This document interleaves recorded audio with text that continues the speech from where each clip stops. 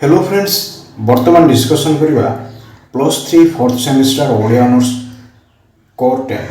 आज आलोचनार विषय वस्तुटी हूँ कोर 10 समस्त 2 मार्क विशिष्ट नमूना प्रश्न पत्र गुड़िक उत्तर सहित मैंने आलोचना करवा। पूर्व अनेक गुड़े वीडियो अपलोड हो सारी तो आपने चैनल प्लेलिस्ट भी जाए समस्त वीडियो देखिपारे। तो प्रश्न गुड़िक कौन कौन अटे बर्तमान एठारे मैंने आलोचना करवा। तो प्रथम प्रश्नटी कौन दि जाए जेकोसी 10टी प्रश्नर संक्षिप्त उत्तर लेख। तो प्रत्येक प्रश्न दि जाए से 10टी प्रश्नर उत्तर संक्षिप्त भाव में देवा निमंते कहुई।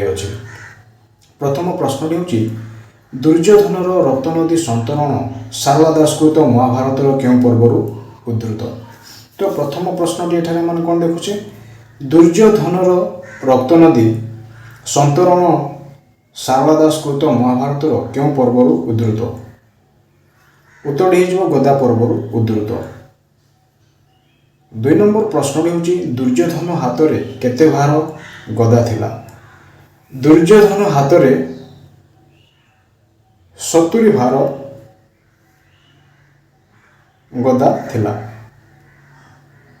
3 नंबर प्रश्नटी हूँ कहार शव सभा शेष में तार दृष्टिगोचर है। प्रश्नटी कौन अटे कहार शव सभा शेष में तार दृष्टिगोचर है। उत्तर हो पुत्र लक्ष्मण कुमार। तो पुत्र लक्ष्मण कुमार किए अटंती ना दुर्योधन पुत्र होती लक्ष्मण कुमार। परवर्ती प्रश्न हूँ जगन्नाथ दासंकर 3टी अप्रकाशित ग्रंथर नाम लेख। तो जगन्नाथ दासंक द्वारा रचित अप्रकाशित ग्रंथ गुड़िक हूँ प्रथम है पद्मपाद सुधानिधि, द्वितीय हूँ शून्य भागवत, तृतीय ग्रंथटी हूँ धूतिबोध। तो यही 3टी ग्रंथ गुड़िक कौन हो अप्रकाशित अवस्था रही। परवर्ती प्रश्न हूँ जगन्नाथ दासंकर केते गोटी प्रकाशित पुस्तकर नाम लेख। तो जगन्नाथ दासंकर प्रकाशित पुस्तक गुड़िक हूँ प्रथम रहा मृगुणी श्रुति, फूलतोला, अर्थकोइली, दारू ब्रह्म गीता, दही खेल, गुप्त भागवत, महाभारत, श्री सत्संग, कालीय दलन। तो यही समस्त ग्रंथ गुड़िक हूँ जगन्नाथ दासंक द्वारा प्रकाशित पुस्तक गुड़िक अटे। परवर्ती प्रश्न है उपेन्द्र भंज रचित 3 गोटी काव्यर नाम लेख। तो उपेन्द्र भंजों द्वारा रचित 3 गोटी काव्य गुड़िक कौन कौन अटे प्रथम रहा वैदेहीश विलास, लावण्यवती, प्रेम सुधामती। तो यही 3टी काव्य हूँ उपेन्द्र भंजों द्वारा रचित काव्य अटे। कोटि ब्रह्मांड सुंदरी क्यों धरणर काव्य अटे। कोटि ब्रह्मांड सुंदरी हूँ काल्पनिक काव्य अटे। यह हूँ मोस्ट इंपोर्टेंट क्वेश्चन जहाँकि परीक्षा बारंबार आसी थाए। रसकल्लोल काव्यर प्रथम छांद क्यों रागर रचित। तो रसकल्लोल काव्यर प्रथम छांद क्यों रागर रचित हो संगम तियारी रागरे यह कौन कर रचना कर रसकल्लोल काव्य को। परवर्ती प्रश्न कौन अटे रसकल्लोल काव्यर प्रथम छांदरे श्री जगन्नाथंकर केतोटी अलंकार नाम लेख। रसकल्लोल काव्यर प्रथम छांदरे श्री जगन्नाथंकर केतोटी अलंकार नाम गुड़िक हूँ प्रथम रहा मकर कुंडल, कौस्तुभ मणि, कनक किंकिणी, कंकण, बाजुबंध। तो यही समस्त रसकल्लोल काव्यर प्रथम छांदरे श्री जगन्नाथंकर अलंकार नाम गुड़िक अटे।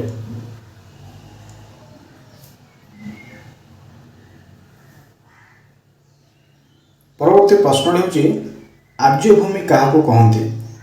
भारत वर्ष को कौन कहुए ना आर्यभूमि कहुए। उत्तर हो भारत वर्ष। अमर सिंह उद्बोधन क्यों ग्रंथर उद्धृत होती। प्रश्न कौन अटे ना अमर सिंह उद्बोधन क्यों ग्रंथर उद्धृत होती। उत्तर जो महाजात्रा काव्य।